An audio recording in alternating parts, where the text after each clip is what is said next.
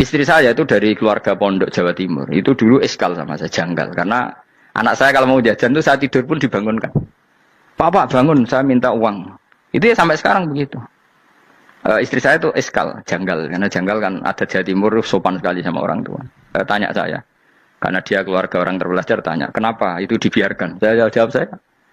Ya kalau tidak minta saya, nanti minta mbak-mbak atau kangkang. Orang yang paling harus dingel-ngel anak itu orang tuanya. Sehingga yang paling harus diganggu anaknya ya orang tuanya. Sampai sekarang anak saya berani minta mandi saya, gendong saya. Kalau orang tuanya aja gak siap dingel-ngel, lalu apa kata dunia? Kan aneh. Nah, itu ajarannya bapak. Saya dulu bapak Sugeng itu biasa jagoan sama bapak. Ya biasa misalnya saya lesupak kalau kepen mangan ya, cung tuku. Zaman itu pakai motor, pakai sepeda motor biasa sama bapak kepandangan. Saya sampai sekarang sama anak-anak saya akrab. Karena pikirannya orang tua saya dulu ajarannya yang paling berhak dingel-ngelo anak ya orang tua. Ini kan gak fair. Kita sebagai orang tuanya digugah gak terima, kon ngedusi gak terima, kon nyawi gak terima, orang lain disentak suruh nyawi. Dan orang lain itu pembantu hanya karena kamu gaji. Kamu gaji seberapa? Hubungan anak dengan pembantu itu kan karena uang. Kamu ingin berbasis hubungan hanya karena itu goblok sekali. Hanya istri saya nerima. Jadi ini bukan berarti saya bikin konsep begitu ya. Ini cerita saja. Banyak guru-guru kita termasuk orang tua saya kalau ngajarkan gitu. Tapi ya tentu ada orang yang ngajarkan anak oleh gugah wong tuane pas turu. Ya kalau pas turu ada alternatif ibunya nggak apa-apa. Kalau nggak ada, ibunya juga nggak ada. Terus alternatifnya orang lain kan buruk sekali. Kalau alternatifnya orang apa? Lain. Tapi orang tua kita kadang kesuwen oleh didik adab berlebihan sampai anti ilmu. Ya itu tadi didik adab tapi anti. Ojo gugah wong tuamu, wong turu digugah. Akhirnya nyon sewu minta tonggo, pernah bulik bude yang kadang nyon sewu mereka sendiri susah kan, nggak punya uang kan terjadi kacau.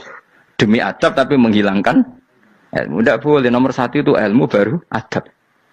Coba orang paling berat dingel-ngelo anak harusnya siapa coba? Orang tua. Jadi mestinya pas ke turu juga ya santai wae, ini sudah tepat. Nah kecuali ngelama, artinya ngelama itu sudah jajan minta lagi lah itu kan ada ukurannya, tentu ada apa? Ukurannya. Tapi kalau fi awali marroh, jajan hari pertama di hari itu memang jajan pertama kan nggak dolim.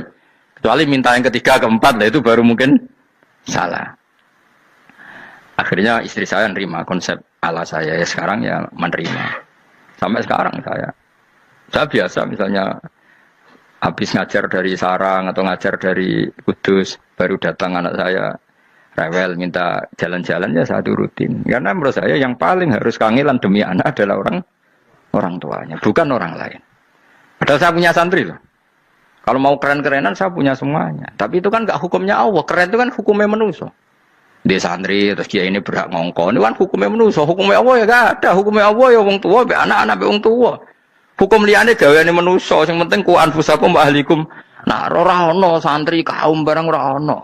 Gaya-gayaane mubalek ini umat saya terus dihitungi. Ku apa-apaanan. Enggak ada dalam Quran yang ada ya ku anfusakum Waalaikumsalam. Jadi yang penting hubungan orang tua anak. Nah, baru orang lain itu wa ila adin akhahum huda. Ya itu yang kedua ketiga. Tapi ilmu ini sudah banyak yang hilang. Makanya banyak mubalek ngamuk anak. Bocah rasopan. Wah aku nang jopo ning dinti wong wedi aku. Anakku dhewe rasopan. Lah bapak dhewe rasopan ya. Karena mendahulukan orang lain ngalahkan anak. Tapi ketika anaknya rasopan dekne gremeng apa? Memangnya dia sopan cara hukumnya Allah dan Rasul. Ketika mendahulukan orang lain itu dalam status hukum Allah dan Rasul dia sudah tidak sopan. Ada dosen ngajar mahasiswanya dengan segala artikulasi terbaik, kemampuan bareng rangno anaknya sampai rasa-rasen. Ya gitulah baca sendiri di buku. Ya gitu. Karena di kampus dapat gaji, nampe anaknya rantuk gaji. Banyak orang mulang ngarepe wong akeh iso tenanan, mulang anake ra tenanan. Mergo nak mulang wong akeh diapresiasi, nak mulang anake kadang tinggal dolanan kadang. Nah, itu tidak benar, tidak seperti itu Islam mengajarkan. Islam mengajarkan nomor satu ku anfusakum wa ahlikum, jaga diri kamu dan keluarga kamu. Makanya Rasulullah itu ngajari sholat Hasan Husain diajarin sendiri cucunya, diajak ke masjid diajarin. Meskipun jadi beri hak-haknya sebagai seorang anak, numpakin Nabi ya dibiarkan, tapi diajari kebaikan diajarin sendiri. Sampai Said Hasan umur 8 tahun sudah menjadi rawi hadis karena memang diajari sendiri oleh siapa Rasulullah. Kayak apa? Kalau sekarang enggak kiai cilik anak di pasrano cah dalem terus enggak mau Tahu. Juga sidik itu pasaran pembantu. Barang anaknya akhlaknya kayak pembantu ngamuk. Memangnya yang bikin itu siapa? Yang memulai siapa? Nah, hukum-hukum begini itu harus kita mulai tegakkan. Assalamualaikum warahmatullahi wabarakatuh. Waalaikumsalam warahmatullahi wabarakatuh. Bismillahirrahmanirrahim. Rabbi shrah li sadri wa yassir li amri wahlul 'uqdatam min lisani yafqahu qawli. Allahumma shalli wa sallim wa barik ala sayyidina Maulana Muhammadin wa ala alihi wa sahbihi ajmain amma ba'du. Ora apal ibu apal kudu apal ayat iki. Paling gak yo apal maknane. Ya tak wacana sitok-sitok. Summa aurasna, manan kemudian saya kasihkan. Karena nak dimaknani waris itu kan kesane sing ngekeki mati. Ya dal Allah ora mungkin mati. Mulane Imam Suyuti urun atoina. Manane aurasna iku atoina paring. Kok nak dimaknani waris kesane kan yang memberi mati. Padahal pangeran ra bakal mati. Ono Imam Suyuti. Itu ora aku niku wong Isra kabeh nah maksudnya ora ngono. Mulane aurasna mek dekne digendi apa? Atoina. Ya agak ulama dadi ra roh karepe. Nak kula roh karepe aurasna iku kan waris. Waris kesane kan mati. Terus dekne urun atoina. Terus Alkitab itu kitab apa saja, Injil ya kitab, ya kan Alkitab. Lah kuwatir darah di Injil, di ini maksud itu urun Al-Qur'an. Wis bener to iki. Paham ya? Ya tak warai dadi wong alim ya. Wis bener. Ya salim berarti. Soleh boyong cara santri soleh boyong. Soleh. Nah, ayat ini menurut saya bukti bahwa kita pasti benar ya. Terus kita ini kelompok ahli sunnah napa? Wal jamaah itu pasti benar. Meskipun secara personal kita salah, tapi mazhab kita pasti benar. Ya kalau ayat ini kan jelas ayatnya. Kemudian kitab ini, Al-Quran ini tak kasihkan orang-orang yang kami pilih. Orang dipilih Allah itu kan kelas super, ya kan? Allah yang milih loh, bukan sekedar lembaga negara. Allah yang milih itu kan berarti super. Tapi kemudian orang super itu uniknya Allah bilang faminhum zalimul linafs. Orang yang saya pilih itu kemudian ada yang kelakuannya itu kurang ajar, zalim. Sekarang pertanyaannya, orang yang dolim itu bagian dari yang dipilih apa keluar dari yang dipilih? Keluar bagian apa keluar? Bagian. Makanya cara ahli sunnah, wong fasik itu keluar dari Islam. Mergo minhum rujuke je alladinas tofaina. Paham ya? Mulane kira usah terprovokasi wong-wong. Wong nak zina ora Islam, dosa gede ora Islam, nyekel patok kuburan ora Islam, dikeris ora Islam. Iku keliru.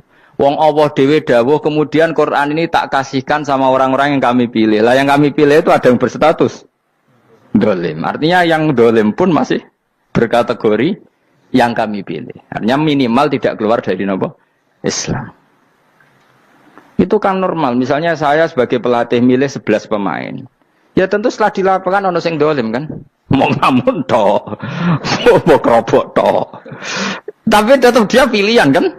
Tapi tentu nanti yang terbaik ya yang kerja keras, yang ngegulno. Tapi kan tetap dia sudah pemain di dalam situ. Jadi jelas ya. Makanya ya saya ulang lagi ya. Tak latihan. Misalnya ja'an nasu. Misalnya manusia itu datang. Faminhum zaidun.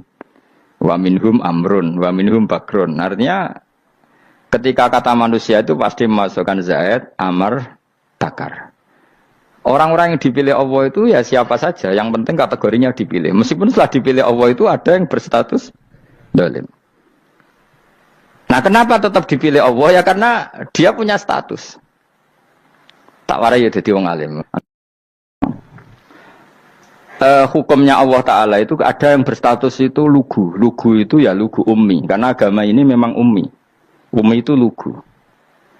Sehingga agama ini tidak perlu diterangkan. Ketika Abu Hanifah, agama ini ketika datang, itu orang lugu. Lugu itu murni.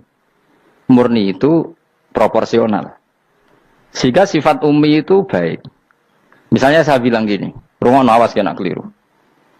Kalau kamu sholat itu batal kalau makan. Itu ukurannya 1 upo apa 1 piring? 1 upo kan? Itu sudah batal. Terus kalau saya bilang gini, Jong nak tamu keimangan, itu 1 piring tak 1 upo. Enggak jawab ya? Sabireng, ora iso misal, tak keimangan go sak upo sing penting. Nah, lalu Anda ditanya gini, lalu definisi makan itu apa? Memasukkan 1 piring ke mulut apa 1 upo ke mulut? Dalam bab sholat, satu upah ke mulut itu makan. Tapi dalam bab hormat tamu itu satu piring. Setuju ya? Tak warai pinter kayak. Ayo tak warai ya. Wes setuju ya? Wes pinter. Lo jawab wes pinter. Sing. Udah gak usah mikir itu. Jadi hukumnya Allah itu ada dua. Ada hukum itu lugu dan ini bagus. Makanya saya itu kenangan saya terbaik dalam membela Allah dan Rasul. Saya ulang lagi, kenangan saya terbaik dalam membela Allah dan Rasul itu masalah faraid. Dulu mungkin banyak yang ingat lah ketika tahun berapa lupa saya, tapi ada seorang menteri dan pakar Islam menggulirkan isu hak waris itu sama, lelaki dan perempuan sama, alasannya karena perempuan sekarang kerja. Jadi gara-gara kesamaan gender kemudian mereka ingin bagi waris itu apa? Sama lidzakari bisuhadil unsain itu ditentang. Gerakan itu pernah menguat, termasuk yang bisa dengan tanda kutip bisa menghentikan gerakan itu termasuk itu saya. Yang punya pikiran gitu tak parani, tak tantang begini. Saya bilang gini, Anda ngomong ini itu karena pinter apa karena tren? Tak tanya, ya karena pinter. Saya ini kan orangnya keren, punya kepangkatan jos lah. Ya kepangkatan jos, kepangkatan dunia, maksudnya cara pangeran bojos ora ya ora. Cara ukuran dunia itu jos lah. Tak tanya, saya itu Pak Ba, termasuk yang setuju gerakan kesamaan gender. Dulu kan lelaki perempuan itu beda sekali karena lelaki kerja perempuan tidak. Sekarang sama-sama kerja maka warisnya harus sama. Terus saya tanya gini, lalu penyebab warisan itu kerja apa lelaki? Dia jawab kerja. Dia nggak ngerti kalau ngadepin saya. Saya ini kan orang alim yang biasa belajar mantek. Dia ini roh nak aku ngalim. Sembrono ya jadi dene. Ketika tak tanya gini, lalu misalnya saya punya anak, yang anak saya putri itu direktur BUMN atau direktur bank atau direktur PT besar. Kemudian anak lelaki saya idiot, goblok. Warisannya dikasihkan siapa? Kalau kerja adalah alasan dapat warisan, berarti anak saya perempuan itu yang dapat warisan dong. Anak saya lelaki kan idiot, nggak kerja. Lalu warisan itu berdasar prestasi apa empati? Kalau berdasar prestasi malah Anda ini aneh. Sudah kerja direktur BUMN hanya karena dia kerja, dia dapat warisan. Karena Anda bilang asbabul irsi adalah kerja. Kalau saya bilang karena empati, saya juga gak fair. Yang kerja juga butuh modal gak saya warisi, tapi yang idiot tak warisi karena warisan berdasar empati. Lalu Anda milih mana? Bingung deh. Sampai dia ikrar, saya belum pernah mendapat perlawanan seperti ini. Karena Anda ngomong sama orang-orang goblok, kata saya. Terus saya bilang, saya ini ngaji Wahab, khatam berkali-kali. Anda mungkin baca kitab Wahab itu hanya terjemah. Maka menurut Islam, yang menjadi hak waris itu sebabnya zukurah wal unasah. Kelelakian menjadi dapat dua bagian, keperempuanan menjadi satu bagian. Dan itu Islam tidak mau urusan dengan prestasi maupun empati. Mujarrodul zukurah dan mujarrodul unusah. Sehingga dengan seperti ini tuh Islam nggak ribet. Coba kalau kamu pakai ilatul hukmi, pakai cara berpikir logika, malah ruwet. Karena tadi, kalau kesamaan gender itu karena perempuan kerja, lalu misalnya yang lelaki idiot misalnya atau pengangguran, warisan kamu kasihkan siapa? Kalau kerja itu menjadi alasan hukum, kamu kasihkan yang perempuan kan? Aneh nggak? Yang sudah kerja malah kamu kasih warisan yang nganggur? Enggak. Berarti berdasar prestasi atau berdasar empati. Kalau kamu dapat warisan, idiot dulu dong. Idiot dulu, goblok dulu, kecelakaan dulu, baru dapat warisan. Karena dapat empati, yang sudah PNS gak perlu dapat warisan. Karena sudah juga ruwet. Fakih seperti ini ruwet gak? Ruwet. Nah, kata Imam Haromen, gurunya Ghazali, agama itu kadang dinuna dinul ajais. Kita ikut yang lugu saja. Allah bilang lelaki dapat dua bagian dari perempuan, ya lelaki ya yang punya alat kelamin, penis. Perempuan yang punya farji, ya sudah gitu aja, gak usah ruwet-ruwet. Kenapa begitu? Ya sudah seperti itu. Nanti lama-lama gini kalau diterusin. Ada seorang dokter fikih perempuan. Dia menguasai fikih sholat. Ruhin lanang tapi gak menguasai fikih sholat. Rohnya mau pesolatan misalnya. Lalu yang jadi imam siapa kalau berdasar prestasi? Perempuan dong, karena dia doktoral fikih sholat. Dia menguasai aneh-anehnya sholat. Goro ibu masaili sholat dia menguasai. Sementara Rufin takoi sholat itu apa kan? Pokoknya ini gugus ngadeg terus lugu, terus ngadeg malih. Apa? Ada mulan. Nak salam ngalerin. Dia tahunya hanya itu dok. Lalu kalau nuruti imam sholat adalah yang terpandai dalam fikih sholat, tentu yang imami perempuan. Tapi agama ini tidak seperti itu. Pokoknya wong lanang ngimami. Wong wedok. Jadi makanya kata Imam Haromen dinuna dinul ajais. Sampai Said Muhammad itu sering ngutip beliau ngendikan Allahumma imanan ka imanil ajais ya Allah. Semoga iman saya menerima konsep engkau itu ka imanil ajais. Imannya wong wedok-wedok sing lugu. Ajus itu perempuan lugu yang sudah sepuh. Jadi misalnya ngukur anak seneng ya anak kono gedang goreng, ngekei duit, ya lugu saja. Itu bagus. Daripada kamu pakai argumentasi, karena argumentasi ini sebetulnya kelihatan cerdas, tapi ada kebodohan masif. Karena tadi, kalau hak waris kita otak-atik dengan prestasi, maka yang pro empati akan protes. Paham ya? Masa yang sudah kerja dikasih banyak, yang idiot enggak? Tapi kalau berdasar empati juga aneh. Masa dapat warisan harus goblok dulu, harus kecelakaan dulu. Maka Rasulullah pernah ngendikan ketika ditanya, lalu warisan untuk siapa ya Rasulullah? Nabi jawabnya lucu. Fali aula rojulin dzakarin. Jadi Nabi sempat ngendikan kata rojul. Kemudian direvisi dzakarin. Fali aula rojulin dzakarin. Semua ulama ngendikan dzakarin di sini adalah badal. Nabi ngendikan rojulin. Kemudian Nabi ingat kalau rojul itu identik dengan lelaki dewasa. Apa?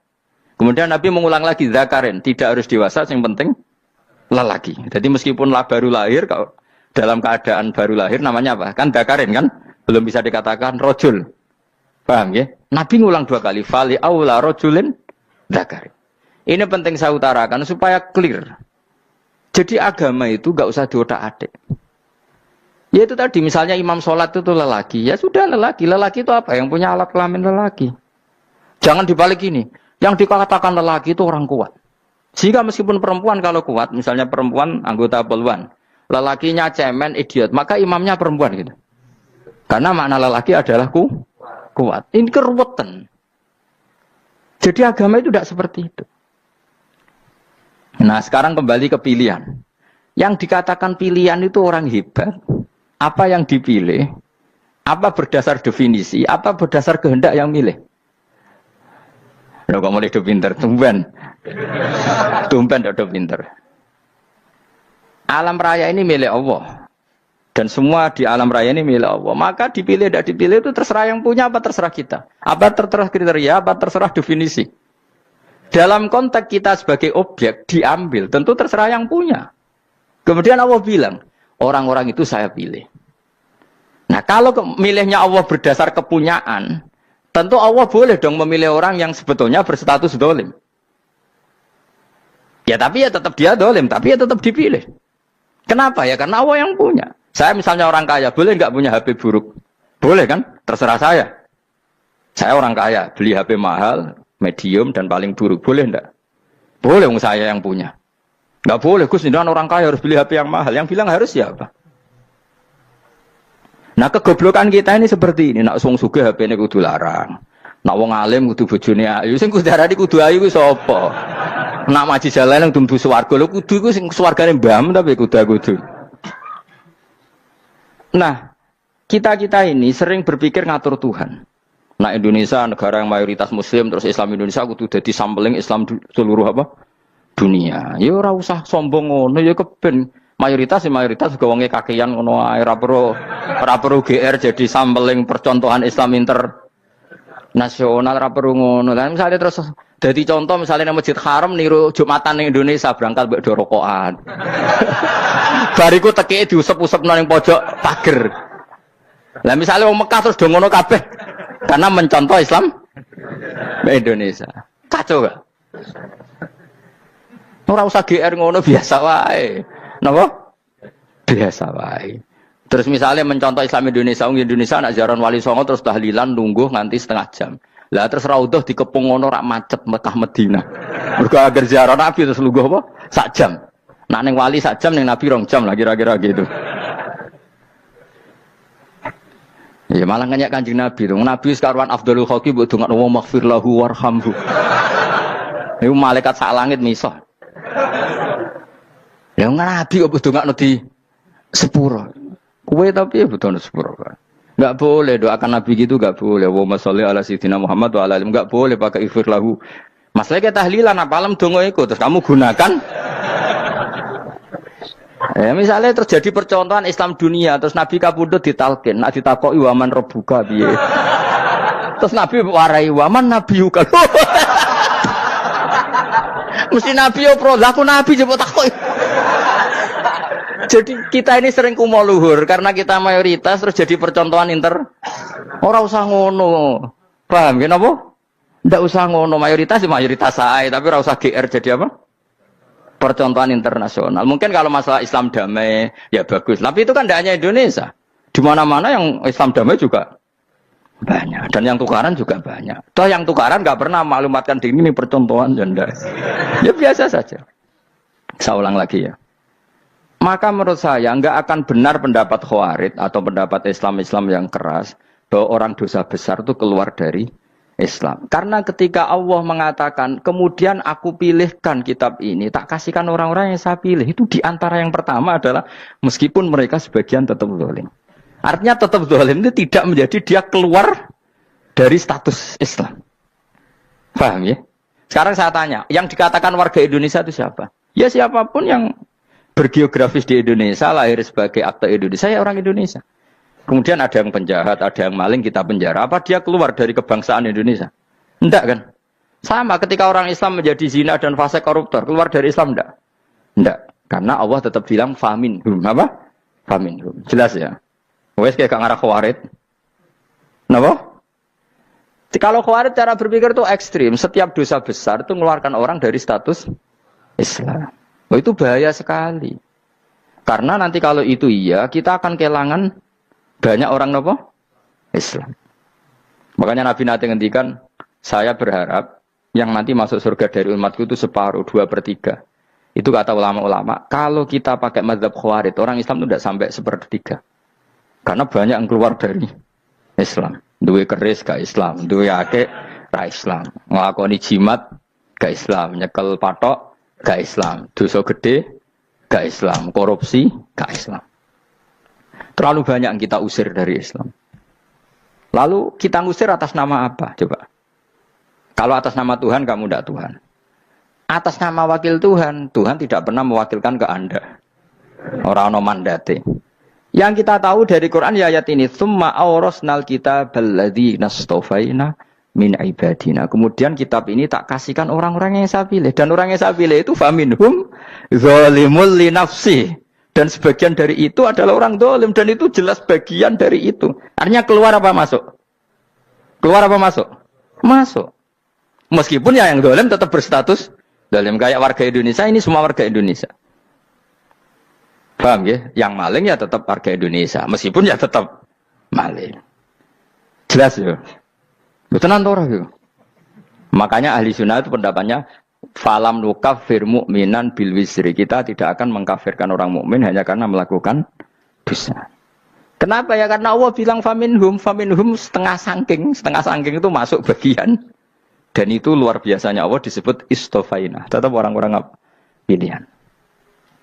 Maka ini penting saya utarakan supaya kita ini tidak sok-sokan ya. Terus yang zalimul li nafsi pun potensi dimaafkan sama Allah. Asal dia tobat, dan tobat itu sama Allah nggak ada batasnya. Malam yuhur kiri sampai apa? Nafas apa? Terakhir. Dan kadang orang itu sebetulnya nggak niat tobat, cuma ada perilaku tertentu sehingga dadian Allah itu simpati. Itu juga banyak yang diterima tobatnya Allah. Makanya kata ulama-ulama itu, istighfar itu tidak syarat diampuni. Yang menjadi orang terampuni itu kehendak Allah. Istighfar itu bagian kecil dari syarat-syarat itu. Bisa saja orang tanpa istighfar tapi diampuni Allah. Misalnya Allah dawuh, wa yaghfiru ma duna dzalika liman yasha. Itu bukan liman yastaghfir tapi liman yasha. Contoh masyhur kan, kamu pernah dengar kan ada orang nakal itu, mau misah itu ya kira-kira lonte atau apalah. Dia datang pulang ketika melihat anjing ngeleti pasir, dia berpikir ini kehausan kayak saya. Kemudian dia turun ke sungai memberi minum anjing itu, kemudian Allah memaafkan dia karena itu. Pas itu di semua hadis riwayatnya dia tidak pernah istighfar. Terlalu punya perilaku yang menjadikan dia diampun. Banyak enggak seperti itu? Banyak, makanya wa yaghfiru ma duna dzalika liman yasha. Mayasa itu ya yang digedaki Allah. Bisa saja kalian ini sering istighfar tapi enggak dimaafkan Allah. Tapi delala punya satu perilaku yang cara Allah itu penting, kemudian dimaafkan. Kayak Saharatu Fir'aun, itu dia tidak pernah istighfar, tukang sihir Fir'aun. Dia diampuni Allah, dikasih iman tuh gara-gara jadi wong Jogja. Terus ngono tok. Jadi pas mau duel adu sihir. Iku dalah dekne mendingan ya. Qalu ya Musa imma antulkiya wa imma annakuna nahnul mulkin. Monggo jenengan riyen napa kula riyen. Dadi gara-gara dekne didikan Jogja niku. Lah wong ape duel, mestinya tarung itu semakin cepat mengambil kesempatan kan semakin menang. Oh ini sudah jelas tarung. Ngapunten jenengan riyen napa. Lha iku pangeran itu terus simpati. Wong kok sopane ngono apa? Akhirnya Allah memberi iman gara-gara apa? Imma antul kia wa imma annakuna nahnul mulkin. Monggo jenengan riyen. Lah Musa juga Allah juga gak terima kalau nabinya kalah sopan. Sehingga Allah memerintahkan Musa adalah sopan. Mboten jenengan mawon. Jadi Nabi Musa qala bal alqu. Jadi Nabi Musa enggak jenengan riyen mawon. Jadi coba, itu kan unik. Dia tidak ingin diampuni Allah, tapi adalah dia sebenarnya satu perilaku yang menjadikan Allah itu simpati, yaitu kesopanan dia dengan Nabi Musa. Imma antulkiya wa imma annakuna nahnul. Nabi Musa juga bilang qala bal alqu go jenengan riyen mawon. Akhirnya sakar, nggih nak ngoten. Makanya Firaun itu mangkelnya bukan main. Ketika pertunjukan itu akhirnya kan Saharatu Firaun kan kalah. Setelah kalah langsung iman. Maka kata Firaun, ini jelas Musa itu guru kamu. Cuma pura-pura saja kamu pro saya. Lah buktinya apa? Jare buktinya tadi monggo-monggonan gitu. Makanya Firaun bilang innahu lakabirukumul ladzi 'allamakumus sihr. Wah, iku mesti Musa iku gurumu. Padahal dia gak kenal sama sekali. Cuma gara-gara monggo-monggonan tadi itu akhirnya terus pikirannya Firaun. Wah, mesti wis kenal suwi mau gayane tok. Mergo gara-gara monggo-monggon monggo jenengan riyen. Mboten monggo jenengan. Jadi makanya sampean jangan putus asa. Makanya keliru sekali kalau kita bilang diampuni Allah nunggu istighfar. Enggak. Tentu istighfar penting, kita sepakat. Istighfar itu penting, kita sepakat. Tapi itu tidak satu cara-caranya Allah untuk orang bisa diampuni. Nabi misalnya ngendikan ana wa kafilul yatim kahateni fil jannah. Coba. Orang sering istighfar sama kafilul yatim, kira-kira surganya cepat mana? Cepat kafilul yatim meskipun enggak istighfar. Kalau istighfar terus tapi medit ra karuan. Tak jamin pun rokok alamatnya medit jelas nih rokok aku roh. Terus jelas. Al-bakhil itu koribun minan nar, jelas alamatnya deket-deket situ lah, paham ya? Wes jelas as-sakhi koribun minallah, koribun minan nas, baidun minan nar. Nah al-bakhil apa? Baidun minallah, baidun minal jannah, koribun minan nar. Jadi orang medit itu ya deket-deket situ alamatnya sudah jelas deket-deket dengan neraka. Ana wa kafilul yatim kahateni fil. Berapa? Apa semua yang dimaafkan Allah Nabi nyebut syaratnya istighfar? Kebanyakan malah enggak. Orang alim misalnya. Makanya orang alim kalau jarang istighfar kamu enggak usah iri. Orang alim tuh mulang tok. Itu langit bumi mintakan ampun. Wa innal alima lastaghfiru lahu man fis samawati wa man fil ard. Hatta khitan fil bahr. Orang alim itu otomatis dimintakan maaf oleh langit dan bumi sampai iwak ning laut. Mulane jenenge Gus Pak jarang istighfar. Aku sing istighfar is akeh sembrono. Langit bumi no.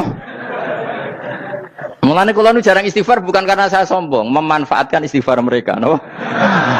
Dan saya yakin itu lebih mandi timbang istighfar saya. Ngon koman fi samawati nglebokno Jibril, Mikail. Orang-orang keren apa makhluk-makhluk apa? Keren. Saya baru cari hadis yang wa innal muta'allim sing ijek belajar tapi belum ketemu. Nanti kalau ketemu tak kasih tahu apa? Karena hadisnya yang saya baca masih wa innal alim apa? Orang alim jadi agak ketat. Nah, nanti kalau sudah ketemu wa innal muta'allima. Wah, nanti dicari. Tapi pasti palsu kalau ada itu. Karena semua tagnya itu apa? Alim. Atau ya kamu alim dibanding yang di bawahnya. Ya semoga itu masuk apa? Jadi dibanding orang Papua kan harus alim.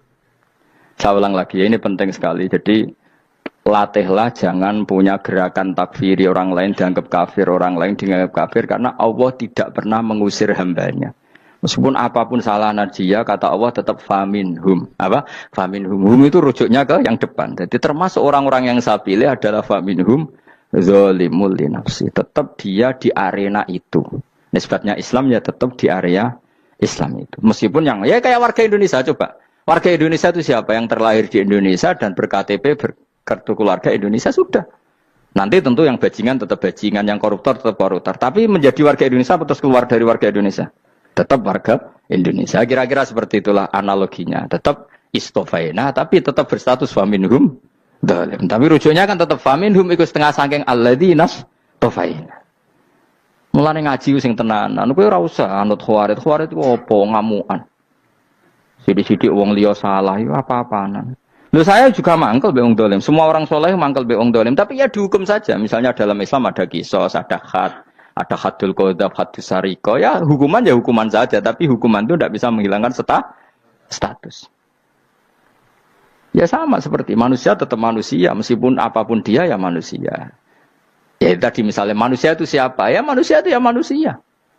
Terus kamu bikin orang yang standar ideal manusia adalah yang berperilaku baik, yang enggak pernah salah. Kemudian kalau Zaid itu maling berarti tidak manusia. Terus barane apa? Ketek. Tidak bisa, makanya kembali lagi dinul aja. Kamu bikin definisi manusia itu tidak usah seangkuh itu. Manusia seperti ini manusia ya sudah, maling ya manusia, orang soleh ya manusia, orang sedengan ya manusia. Lelaki itu apa? Yang punya alat kelamin penis itu lelaki, titik sudah. Sehingga nanti warisannya ya dia lelaki. Sholatnya dia bergaya. Kamu tidak usah bilang gini, lelaki adalah yang cakap memimpin, yang maco, yang kuat.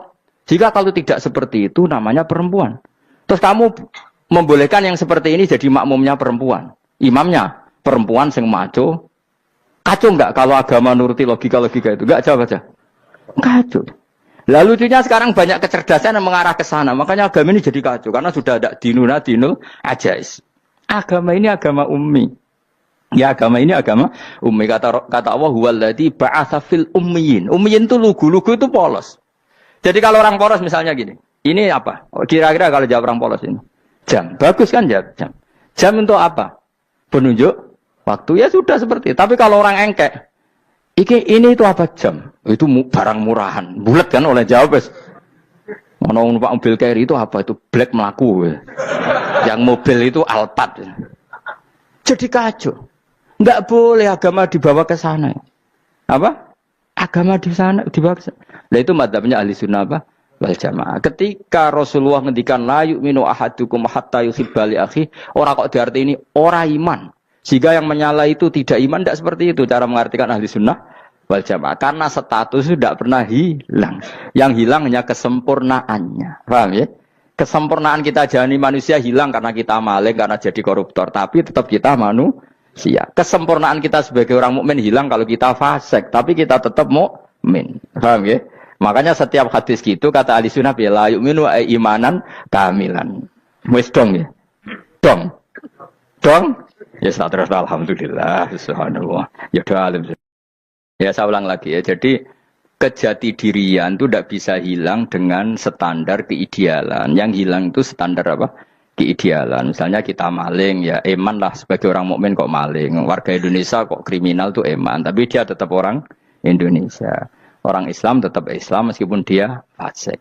Sebab itu Allah ngendikan faminhum dzalimul linafsi. Sebagian dari orang yang saya pilih dia adalah orang dolim. Ya dolim saja. Jangan kamu katakan kafir. Ya dolim saja. Dolim kira-kira maknanya kurang ajar, kacau, kriminal. Tapi kan tetap dia orang Indonesia.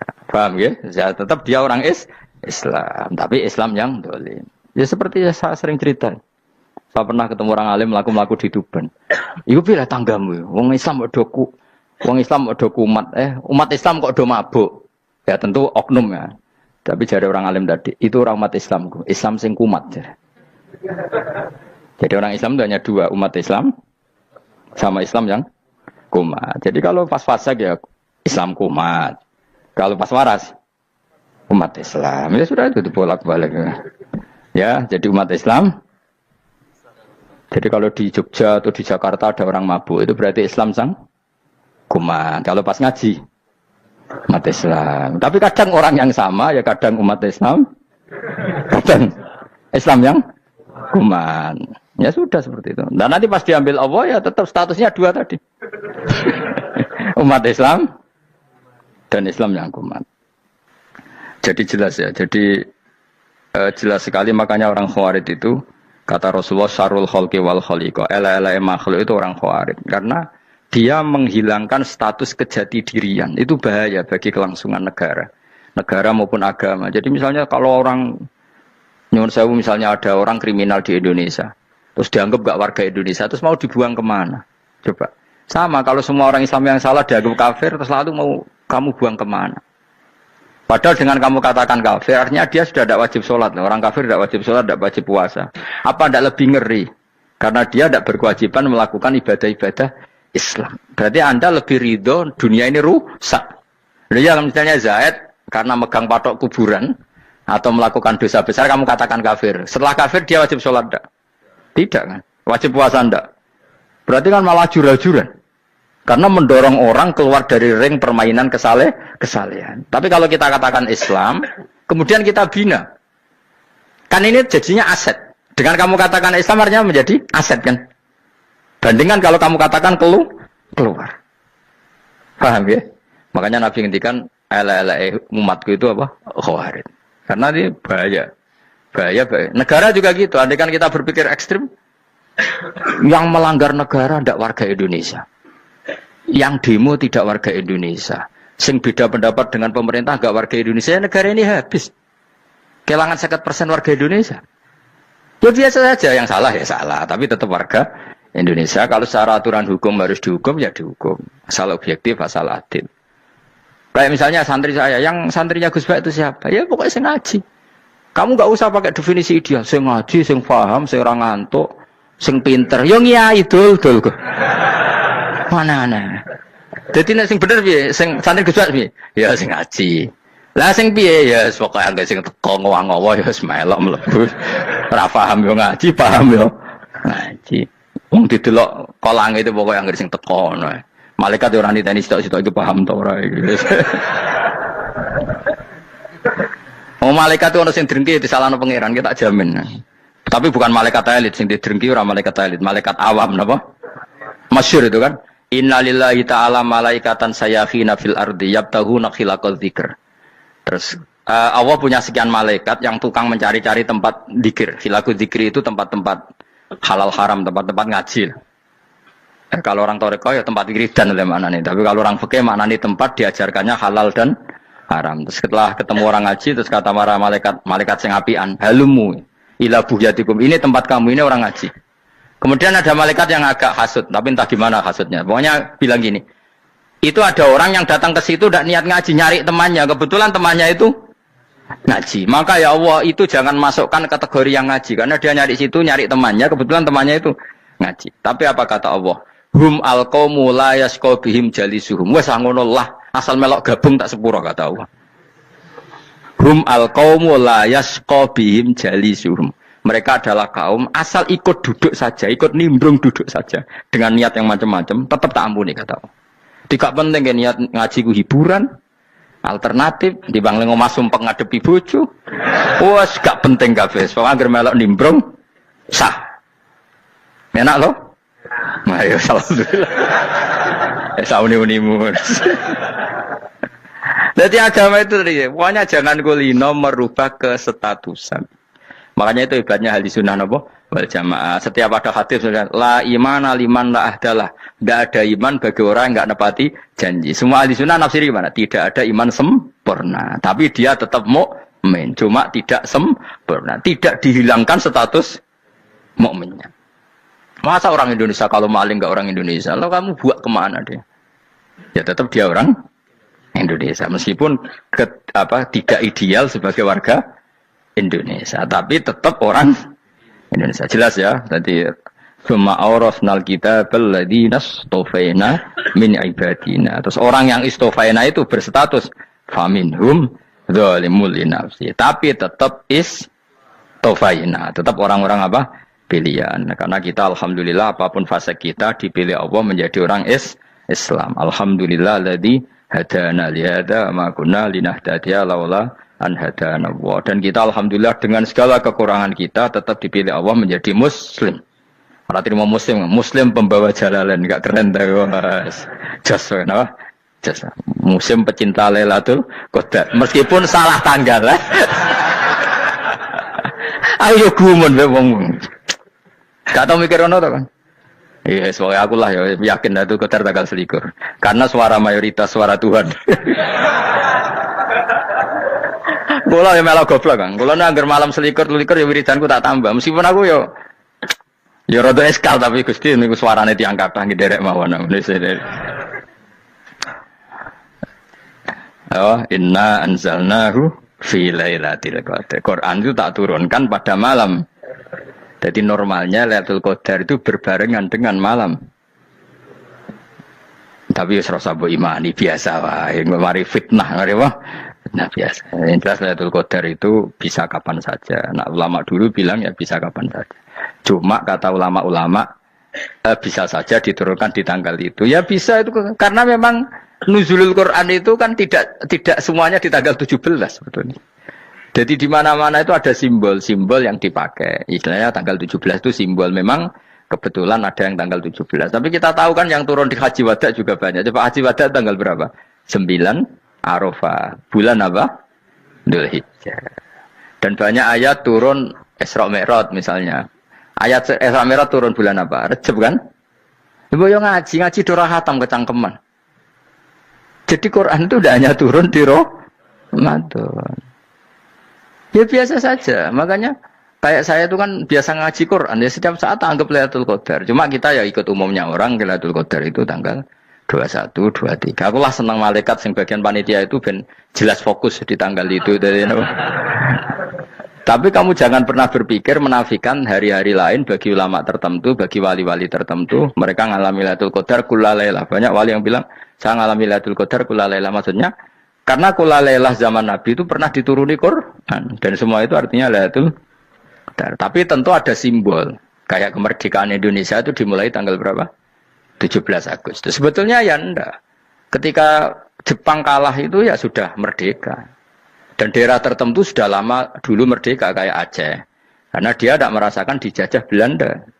Daerah tertentu ada setelah diproklamasikan tetap berjibaku dengan penjajah. Banyak enggak ketika diumumkan kemerdekaan masih yang berjibaku ngelawan penjajah? Banyak. Tapi kita butuh simbol. Jadilah kita ngambil 17 Agustus. Ngono kok ra iso. Jadi tanggal itu ada tanggal hakiki, tanggal simbol. Meskipun yang hakiki ya simbol ya hakiki. Dong ya? Alhamdulillah. Ayo kok pinter aku yo. Maksudnya ben kulino mikir, ben urip itu gak glonyar-glonyor ora jelas. Wah, halus, makanya goblokku barokah menang itu. Karena saya itu kenapa kok tahu goblok barokah itu gini ya. Satu supaya saya tidak takabur ya. Saya kan kecelok wong alim berat takabur. Dua aja wong goblok ya ono pinter ya, Mas. Kaya wong iku lho, kaya wong naik apa jenenge? Naik jambian lho, 17 Agustus apa? Apa? Tarengane apa? Panjat Pinang. Itu kan nilainya hanya berapa yang di atas? Kira kalau di sini berapa nilainya? Ini kalau diberikan diuangkan. 1 juta ada. 1 juta. Bagi penonton tuh kan gini. Cek goblok ya demi duit 1 juta gelepotan kayak gitu kan gini. Wong barang angel kok dilakoni. Goblok banget kan gitu jare sing ra melok. Tapi ya delok aku seneng. Tapi kon melok ora gelem. Lah duit 1 juta ya tak rewangi gitu. Orang goblok ya gitu. Dadi wong alim ku angel. Wis ngerti nak angel, maka ora usah melok barang angel kan gitu. Berarti pinter gak wong goblok ku? Tak warai ya. Dadi wong alim iku angel. Maka saya menghindari barang angel. Menghindari barang angel itu satu kepintaran. Berarti orang bodoh adalah pintar. Tawarai. Jelas ya? Jelas ya? Alhamdulillah. Makanya kula nu kadang kok pinter kowe, Mbak aku. Karena kamu tahu ngalim iku angel. Menghindari barang sukar itu pintar. Berarti wong bodoh iku pintar. Tapi pintar dalam kebodohan. Makanya harus respect. Mbak wong bodoh kudu napa? Respect. Dia tahu ngapal Quran angel, ngapal hadis angel, maca jalalan angel. Suatu yang angel harus dari menghindari barang angel adalah kepintaran. Oke. Wes ngono ae. Dadi kadang-kadang GR, Gus Bab aku pinter aku. Kok iso? Dia tahu barang sulit kok dikejar. Itu kan satu kebodohan. Wes uni-unimu ngono dadi. Ben kowe syukur dadi bodoh yang syukur karena ternyata punya sisi kepintaran juga. Dalam kebodohan kita ada sisi apa? Kepintaran. Mun kula terusno. Allah itu siapa? Alladzi ahallana darul muqamati min fadlih. Alladzi rupane dat ahalla kang manggono sapa ladina ing kita darul muqamati ing omah kang dadi gunian. Aili qamati Rumah sing dadi hunian min fadli krana mu anugrahi Allah. Nggih kula nyontokno bolak-balik nggih. Semua ini kita di surga nanti berstatus lamanya-lama itu semua karena fadlnya Allah. Karena amal kita tidak cukup. Makanya Rasulullah pernah ditanya, ya Rasulullah betul orang surga masuk surga karena amalnya tidak, karena fadlnya Allah. Saya berkali-kali cerita dalam kitab-kitab tasawuf diterangkan ada seseorang yang enggak pernah maksiat, hidupnya taat. Kemudian ditanya sama Allah, kamu masuk surga karena apa? Saya karena enggak pernah maksiat, taat terus. Kata Allah, ya sudah kamu di sini aja 80 tahun. Ya kamu enggak apa-apa di surga sini berapa 80 tahun. Si Abid tadi, ahli ibadah tadi protes, katanya surga itu selamanya lama. Iya, kata kamu kan karena amal kamu di dunia kan hanya 80 tahun, umur kamu kan hanya 80 tahun, ya berarti surga kamu 80 tahun dong, karena kamu menganggap surga karena amal kamu. Fair kan? Amal 80 tahun surganya. Tapi kata jenengan surga itu selamanya lama. Sing selamanya lama itu fadolku itu gak ada habisnya. Kalau amal kamu ada habisnya. Terus kata orang tadi, "Mimpun Gusti kula mbusga fadole jalan." Gak, aku kecewa jare. Jadi orang itu harus pakai logika. Makanya agama ini ojo nuruti cerdas sing gak punya sanad.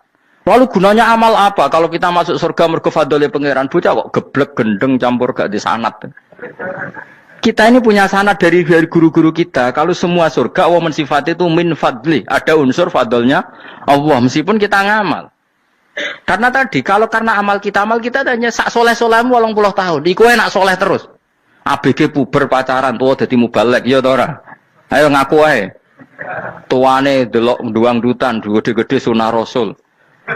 Coba kewapir suwi bareng Islam anyaran sudah di mubalek banyak. Artinya enggak 80 tahun total kita jadi orang apa? Soleh. Mustafa teteng soleh ya lagi gayane saiki khusuk. Bisa numpak trail gaul. Untung rengono Harley dhisik. Nah, kalau karena amal kita berarti kita di surga hanya 80 tahun. Terus kata Allah, ya, tapi kata jenengan surga selamanya lama. Yang selamanya lama itu fadl saya. Anugerah saya itu tanpa batas. Makanya kita tetap yakin kita seperti ini nanti di surga. Kabeh fadlih Allah. Seperti nas di sini apa? Alladzi ahallana darul muqamati min fadli. Bukan karena amal tapi apa? Min fadli. Bahwa amal kita itu ikut dipertimbangkan. Iya. Tapi ya termasuk yang dipertimbangkan. Bukan segala-galanya. Yang paling menjadi abadi di surga adalah fadlih Allah, karena fadl dan rahmatnya Allah itu yang tidak terbatas. Jelas gini ayatnya alladzi ahallana darul muqamati min fadli. La yamasuna orang kepona ing kita fi ing dalem jannah apa nasabun apa kangelan eta abun dese kangelan wala yamasuna lan orang menyentuh nek kita fi fil jannah apa luhubun apa kerepotan. Aya untuk kesep kepayaan minata abi saking repot. Li ada mitaklifi krana ora anane mukallaf ya ing dalem jannah. Ning swarga supaya enak ora perlu traweh, ora perlu macam-macam. Semen kelon ambek widadari sing nganggur-nganggur semen kelon. Nak sing saleh-saleh papan atas sowan pangeran ya sesuai kelas masing-masing napa? Sesuai apa? Kelas masing-masing.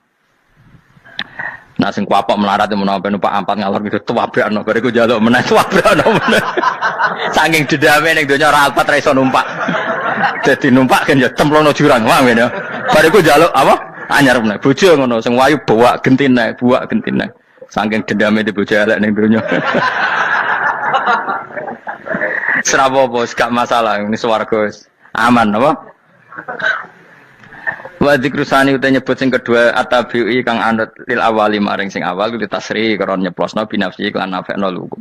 Maksudnya nasab manane repot, lugu yo manane repot kok diatafno berarti bener-bener ning akhirat iku yo ora ono repot, ora ono kangelan. Waladina uta wong akeh kafaru kang kafir sapa ladina iku lagim tetep kedhe ladina naru jahannam mauten neraka jahannam. Orang-orang kafir itu pasti masuk neraka. La yuqta. Maksudnya kafir dengan definisi yang mati alal kufri. Kalau masih di dunia kamu tidak bisa menvonis si A si B pasti kafir karena finalnya adalah di husnul khotimah atau su'ul khotimah. Maka status sekarang. Kita dikatakan mukmin ya sekarang, yang sedang kafir ya sedang kafir. Bisa saja yang sedang fasik nanti mati soleh, yang sedang soleh nanti mati fasik. Makanya kita enggak berhenti doa apa ya muqallibal qulub tsabbit qalbi ala dinik, karena kita tidak pernah tahu. Makanya status kafir ya wa matu wa hum kuffar. Sebagian ayat apa wa matu wahum kufar, status yang permanen adalah dalam keadaan mati, dia dalam keadaan kafir. Tapi kalau masih di dunia gini nggak jelas. Makanya saya suwun ya, kalau kita harus toleransi sebagai warga Indonesia, kalau kamu orang alim, toleransi atas nama agama, karena yang sedang kafir pun tidak jaminan selalu kafir. Jadi kita tidak perlu musuhan, karena memang semuanya tidak mesti. Ya itu kalau atas nama nopo agama. Kalau atas nama negara ya memang kita berkawan atas nama sama-sama bangsa nopo Indonesia. Kalau atas nama agama ya memang nggak mesti juga. Bisa saja mereka husnul khotimah. Kita tidak pernah tahu. Makanya Allah terbilang wa qulu linnasi husna, dengan siapapun yang baik. Lah soal nak diperangi kita perang ra kudu wong kafir. Lah pelah dibaca wong Islam ya males. Lagi meneng ae disembelih. Wah. Ya soal itu kan bab sial, bab mempertahankan apa diri. Itu udah harus dengan orang apa? Kafir. Misalnya ada penjahat mau membunuh istri kamu tentu dibolehkan Islam melawan. Paham ya? Makanya di kitab-kitab fikih diterangkan ada bab di mana harbi itu kafir yang melawan kita, itu boleh kita lawan. Tapi kata sarah-sarah itu udah harus kafir. Dalam konteks apa? Kita mau digarong orang atau istri kamu mau diperkosa orang, ya kamu wajib melakukan perlawanan. Jadi tidak adifa anil dzali adifa anin nafsi. Makanya Nabi mengatakan mangkutila duna mali bahwa syahid.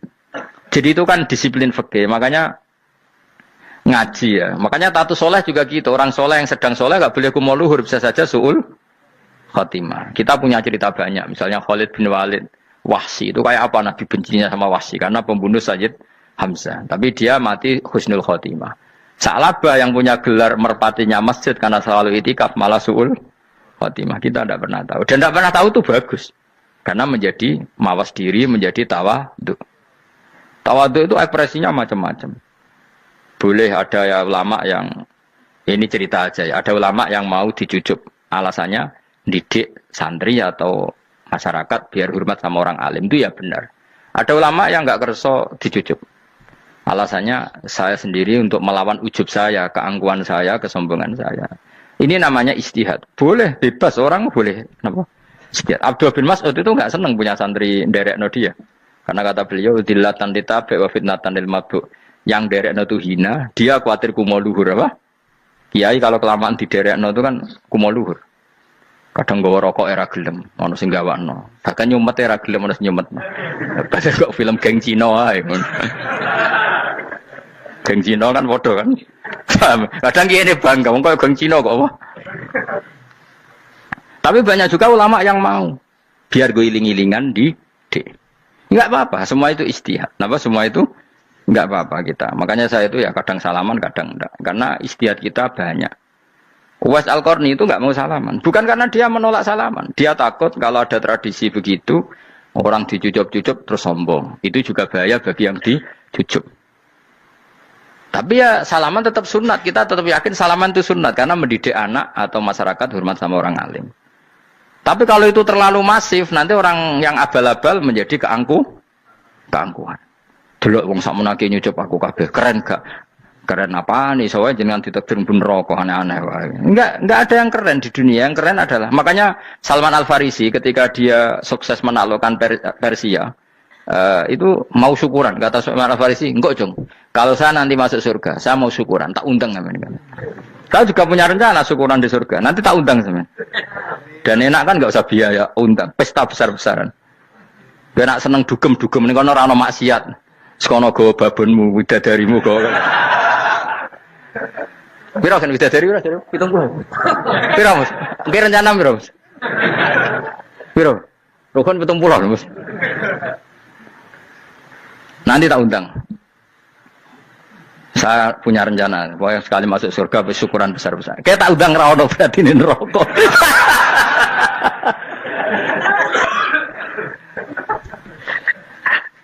Tapi nek ngundang aku ra ono beda kelas sembrono gitu. Dataku ora ono ning kelas wargamu ora ono. Kata Salman Al Farisi gini, kamu ndak usah muji saya kan dia dipanggil ya Karim, kamu orang terhormat ya. Kata Salman Al Farisi, in dakhaltul jannah fa ana karim wa in dakhaltun nar fa ana laim. Jadi saking sopannya ashabu Rasulillah itu ada yang dipanggil ya Karim aja ndak mau.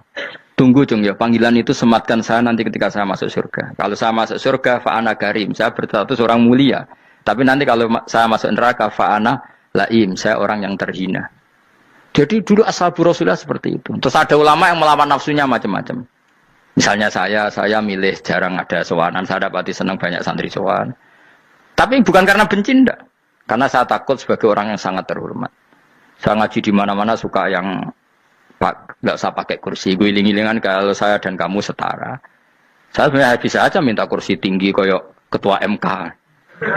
Banyak kan ngaji nih serapati ngalim dari gue kursi ning dhuwur, santri ning ngisor gua ya nih kok pinter-pinter. Jebule kitabe maknanan ben ra konangan. Sing rasa apa wong modus. Ya tapi tidak suudzon ya, tapi ya ono tenan, paham. Tapi kalau saya cara berpikir sederhana, kita kan sama-sama umatur Rasulillah, ya sudahlah hadin sawa. Lho andai kan kamu sanggup maca kitab ya gentenan ra masalah. Kadang ge maca aku ngrungokno, kadang aku maca enggak apa-apa. Nek ana sing wani. Tapi sekali salah tak lorot. Jadi dulu sahabat itu biasa. Ada yang cara ekspresi tawadhu kayak Wais Al-Qarni enggak mau salaman karena takut dicucuk. Ada yang suka salaman karena mendidik. Banyak cara mereka melawan nafsunya sendiri apa? Melawan apa? Nafsunya. Istri saya itu dari keluarga pondok Jawa Timur. Itu dulu iskal sama saya, janggal. Karena anak saya kalau mau jajan itu saya tidur pun dibangunkan. Pak bangun, saya minta uang. Itu ya sampai sekarang begitu. Istri saya itu iskal, janggal. Karena janggal kan ada Jawa Timur sopan sekali sama orang tua. Tanya saya. Karena dia keluarga orang terpelajar, tanya, kenapa itu dibiarkan? Saya jawab saya. Ya kalau tidak minta saya, nanti minta mbak-mbak atau kangkang. Orang yang paling harus dingel-ngelo anak itu orang tuanya. Sehingga yang paling harus diganggu anaknya ya orang tuanya. Sampai sekarang anak saya berani minta mandi saya, gendong saya. Kalau orang tuanya aja gak siap dingel-ngelo, lalu apa kata dunia? Kan aneh. Nah, itu ajarannya bapak. Saya dulu bapak Sugeng itu biasa jagoan sama bapak. Ya biasa misalnya saya lesu pak kalau pengen mangan ya, cung tuku. Zaman itu pakai motor, pakai sepeda motor biasa sama bapak kepandangan. Saya sampai sekarang sama anak-anak saya akrab. Karena pikirannya orang tua saya dulu ajarannya yang paling berhak dingel-ngelo anak ya orang tua. Ini kan gak fair. Kita sebagai orang tuanya digugah gak terima, kon ngedusi gak terima, kon nyawi gak terima, orang lain disentak suruh nyawi. Dan orang lain itu pembantu hanya karena kamu gaji. Kamu gaji seberapa? Hubungan anak dengan pembantu itu kan karena uang. Kamu ingin berbasis hubungan hanya karena itu goblok sekali. Hanya istri saya nerima. Jadi ini bukan berarti saya bikin konsep begitu ya. Ini cerita saja. Banyak guru-guru kita termasuk orang tua saya kalau ngajarkan gitu. Tapi ya tentu ada orang yang ngajarkan anak oleh gugah wong tuane pas turu. Ya kalau pas turu ada alternatif ibunya nggak apa-apa. Kalau nggak ada, ibunya juga nggak ada. Terus alternatifnya orang lain kan buruk sekali. Kalau alternatifnya orang apa? Lain. Tapi orang tua kita kadang kesuwen oleh didik adab berlebihan sampai anti ilmu. Ya itu tadi didik adab tapi anti. Ojo gugah wong tuamu, wong turu digugah. Akhirnya nyon sewu minta tonggo, pernah bulik bude yang kadang nyon sewu mereka sendiri susah kan, nggak punya uang kan terjadi kacau. Demi adab tapi menghilangkan ilmu. Tidak boleh, nomor satu itu ilmu baru adab. Coba orang paling berat dingel-ngelo anak harusnya siapa coba? Orang tua. Jadi mestinya pas turun juga ya santai wae, ini sudah tepat. Nah kecuali ngelama, artinya ngelama itu sudah jajan minta lagi lah itu kan ada ukurannya, tentu ada apa? Ukurannya. Tapi kalau fi awali marroh jajan hari pertama di hari itu memang jajan pertama kan nggak dolim. Kecuali minta yang ketiga keempat lah itu baru mungkin salah. Akhirnya istri saya menerima konsep ala saya ya sekarang ya menerima. Sampai sekarang saya biasa misalnya habis ngajar dari Sarang atau ngajar dari Kudus baru datang anak saya rewel minta jalan-jalan ya saya turutin. Karena menurut saya yang paling harus kangelan demi anak adalah orang tuanya, bukan orang lain. Padahal saya punya santri loh. Kalau mau keren-kerenan saya punya semuanya. Tapi itu kan gak hukumnya Allah. Keren itu kan hukumnya manusia. Dia santri terus dia ini berhak ngongkon. Ini kan hukumnya manusia. Hukumnya Allah ya gak ada. Hukumnya Allah ya wong tua, anak-anak be wong tua. Hukum liyane gaweane manusia. Sing penting ku anfusakum wa ahlikum. Nah, ora ono santri kaum barang ora ono. Gaya-gayaane mubalek ini umat saya terus dihitungi. Ku apa-apaanan. Enggak ada dalam Quran yang ada ya ku anfusakum wa ahlikum nar. Jadi yang penting hubungan orang tua anak. Baru orang lain itu wa ila adin akhahum huda. Ya itu yang kedua ketiga.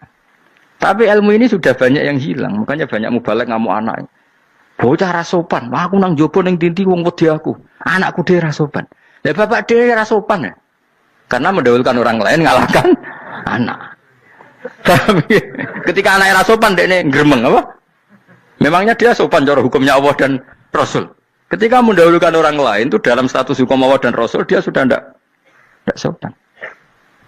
Ada dosen ngajar mahasiswanya dengan segala artikulasi terbaik, kemampuan bareng terang anaknya sampai rasa-rasen. Ya gitulah baca sendiri di buku. Ya gitu. Karena di kampus dapat gaji, nabi anaknya untuk gaji. Banyak orang mulang ngarepe wong akeh iso tenanan, mulang anake ra tenanan. Mergo nak mulang wong akeh diapresiasi, nak mulang anake kadang tinggal dolanan kadang. Nah, itu tidak benar, tidak seperti itu Islam mengajarkan. Islam mengajarkan nomor satu ku anfusakum wa ahlikum, jaga diri kamu dan keluarga kamu.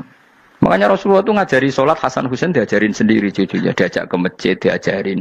Meskipun jadi beri hak-haknya sebagai seorang anak. Numpakin Nabi ya dibiarkan, tapi diajari kebaikan diajarin sendiri. Sampai Sayyid Hasan umur 8 tahun sudah menjadi rawi hadis karena memang diajari sendiri oleh siapa Rasulullah. Kayak apa?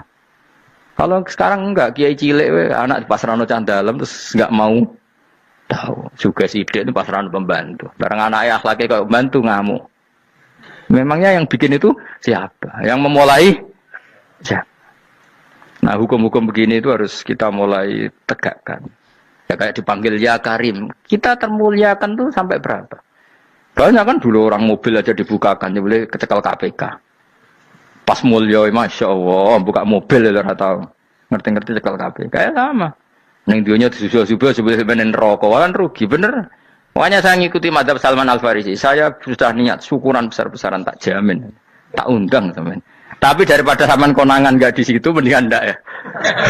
Karena kalau ada undangan nanti kelihatan siapa yang di dalam dan siapa yang di luar. Enggak usah ya. Enggak usah. Karena nanti takutnya enggak ada di situ malah mari ngenes kula. Kecuali enggak ada di situ, malaikatnya enggak ada Gus di kelas jenengan, tapi mungkin di bawah ada. Alhamdulillah kalau gitu mau beda napa? Kelas. Tapi nak sing sitok ning swarga sitok neraka innalillahi wa inna ilaihi raji'un. Kami semoga malaikatnya hanya jawab gitu. Enggak ada Gus, kalau di kelas ini enggak ada. Mungkin di bawahnya ada.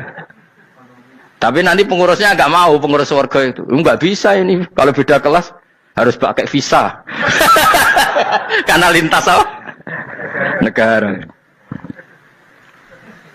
Ya jelas ya. Jadi kata Salman Al Farisi gimana? Jangan panggil saya ya Karim sekarang. Kalau nanti saya masuk surga, fa'ana Karim. Wa in dakhaltun nar fa'ana laim. Laim itu terhina. Nah kalau semua orang berpikir begitu kan semuanya tawaduk, semuanya ada kumoluhur. Ya karena ya dunia ini nggak pernah jelas. Makanya Nabi saja berdoa apa ya muqallibal qulub, tsabbit qalbi ala dinik. Dat yang membolak-balikkan hati. Karena kayak apa kita mencintai Indonesia, mencintai masyarakat Indonesia. Tapi kayak apa kalau kamu sudah datang ke Singapura? Rawang Singapura dinamis terus gerutu. Orang Indonesia itu pemalas, tidak kayak orang Singapura, dinamis maju. Tapi kalau urip di Singapura gak gelem. Tapi di Indonesia men gerutu, orang Indonesia tidak kayak orang Singapura. Cara aku nak ngomong ngono gak usah urip di Indonesia, kalau urip di Budi. Singapura. Islam Indonesia gak mutu kayak di Timur Tengah, jubahan semua gini-gini. Enggak ana wong goblok ra iso ngaji jubahan ya dekne ra trimo goblok jubahan. Angel ngadepi wong ku angel. Terus kon piye? Sing biasa wae koyo kula jenengan wis biasa, suwe ngaji-ngaji wae turu-turu, suwe mangan-mangan wis biasa wae. Dinul aja, agama kita, agamanya orang lugu. Yang penting hubungannya dengan Allah spesial bahwa kita yakin hidup kita namun bergantung kepada Allah Subhanahu wa taala dan kita selalu nyifati Allah nikmal maula wa ni'man nasir. Selagi Tuhannya Allah pasti kita ditolong. Apapun kondisi Indonesia, Tuhan kita tetap Allah, tetap ditolong. Kita pernah keluar dari penjajahan Belanda, tragedi PKI. Ya apa saja problem kita pernah keluar karena Allah Tuhan kita, nikmal maula wa ni'man nasir. Sudah, iktimatnya sama Allah, jangan pada yang lain. Yang lainnya itu hanya aturan bernegara saja. Kita butuh presiden, butuh macam-macam. Itu aturan bernegara. Tapi kesejahteraan kita tetap Allah nikmal maula. Karena kalau Allah yang enggak berkenan, Jawa dihilangkan les lewat ekuifaksi selesai. Atau meteor satu jatuh selesai. Makanya Allah selalu mensifati dirinya, saya yang memegang langit bumi, saya yang mengatur langit bumi. Beberapa benda langit enggak jatuh ke bumi karena saya, kata Allah. Inna wa yumsikus samawati wal ardo antazula wala inzalata in amsakahuma min ahadim min ba'di. Kalau sistem alam langit itu hancur, semuanya hancur. Tapi kita enggak. Kadang-kadang membayangkan dunia enggak hancur itu kalau kestabilan negara. Negara tok stabil, kalau alam enggak stabil mau apa? Semuanya agak koruptor, semuanya adil, tapi diguncang gempa tetap selesai. Diundang faksi tetap selesai. Makanya Allah selalu mengingatkan kita, amintum manfis sama yakhsifa bihumul ardo fa idza hiya tamur. Kenapa kamu merasa aman di bumi? Bumi ini setiap saat bisa likuifaksi kata Allah. Karena bumi itu dzatis sodq, potensinya pecah. Tapi kalau kita ingat situ kan akhirnya bergantung sama Allah sambil bernegara secara benar, bertetangga secara benar. Susahnya apa sih hidup benar? Wong hidup benar itu nikmat. Kulo mboten nate urip susah. Ngerti masalah seling pangeran Gusti. Niki wae jenengan ya sudah selesai. Dadi nak tahlilan ojo ngrameni tok, dijiwai nikmal maula. Nikmat itu sebaik-baiknya. Nikmat itu sebaik-baiknya. Artinya kita selagi punya Tuhan itu pasti nasib kita ya sebaik-baiknya. Ngomongin nikmal maula tapi mbek gerutu. Seramutu. Lan ora dadi wali perkarane ya boleh.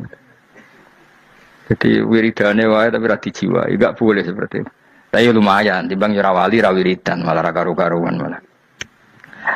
La yuqda alaihim raden putusna sapa alaihim ing atase ahlun nar bil mauti lan mati fayamutu mongko iso dadi mati sapa ahlun nar faistarihu.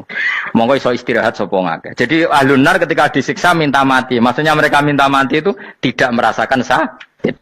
Tapi nyatanya mereka sudah tidak bisa mati. Berarti disiksa terus terus walai khofaf lan ora den ringan napa anhum saking ahlun nar min adzabia saking siksa sinar torfata ini sak kedape.